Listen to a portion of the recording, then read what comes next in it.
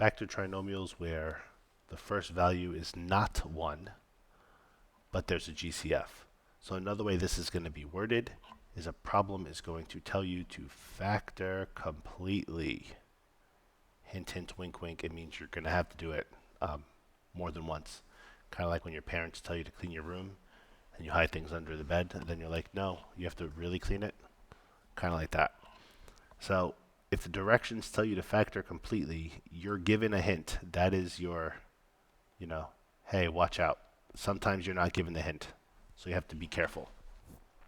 First thing you always want to look for is the GCF. Now this has to go into all the terms. Because we have a trinomial and we have 3 pieces, I need to find a number that can divide 5, 25, and 30. I know what that is. That's 5. When you look at the variables with the exponents, you're always going to take out the smallest exponent because x squared needs at least 1x in there. X to the third needs at least 1x in there. So our GCF is 5x. So we're factoring. That 5x is part of our answer. And if I'm taking the 5x out, I need to figure out what is left over inside the parentheses. So I divide by 5x, and I'm left with x squared minus 5x plus 6. So I've taken out a common factor, I noticed it, I pulled it out, and now I have another trinomial.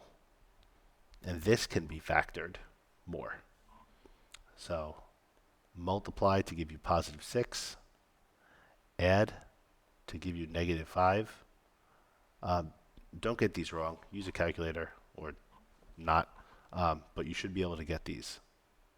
Negative 2 times negative 3 is positive 6.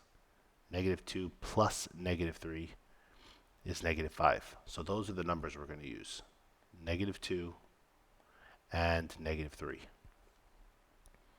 So we have x minus 2 times x minus 3 is part of your answer. And do not forget that 5x, which is a GCF, has to be left in your answer. That's how you factor trinomials with a common factor and factoring completely.